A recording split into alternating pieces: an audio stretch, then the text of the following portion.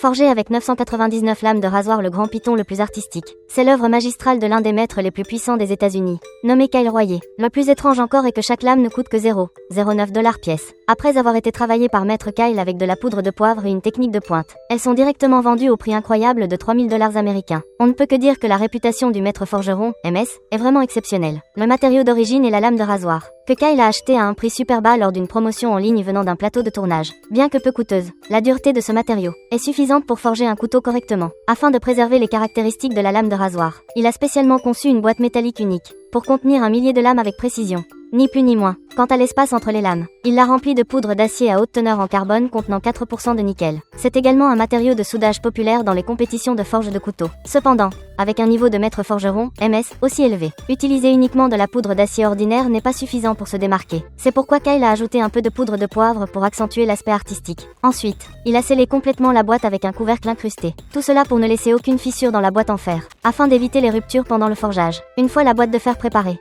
son équipe commence à chauffer et à mouler. Lorsque le moule devient jaune et atteint une température rouge, Kyle commence seulement à presser pour la première fois, car si la boîte en fer n'est pas assez chaude, le processus de pressage échouera. À ce moment, le moule est mou comme du beurre. Il peut être facilement pressé fermement. Après avoir confirmé la fusion, Kyle allonge immédiatement l'ébauche par une méthode soudaine. L'efficacité est vraiment indiscutable. Mais ce qui impressionne encore plus, c'est sa technique de pressage puissante, comme avec une machine à coudre industrielle. Ce qui me fait penser à un personnage du film Aman. Tout en discutant calmement, Kyle a terminé l'allongement de l'ébauche d'acier. Une telle longueur serait suffisante pour forger une belle épée pour une personne ordinaire. Mais pour un maître comme Kyle, ce n'est toujours pas suffisant pour démontrer sa technique de coupe de couteau. Après un polissage minutieux, il a divisé la barre d'ébauche en 4 parties. De côté, on peut voir clairement le motif des lames de rasoir grâce à la réflexion de la poudre d'acier contenant du nickel. Si l'on forgeait uniquement le motif sur les 2 côtés, on pourrait déjà parler d'une œuvre d'art. Mais Kyle choisit de souder les parties en un bloc d'acier continu, car à ses yeux, diviser le matériau est ce que font souvent les concours de forge. Mais pour lui, créer un motif qui marque les esprits est l'essence même. Après une fusion douce, il commence à meuler la couche de soudure extérieure. Il utilise un moule en forme de losange pour presser,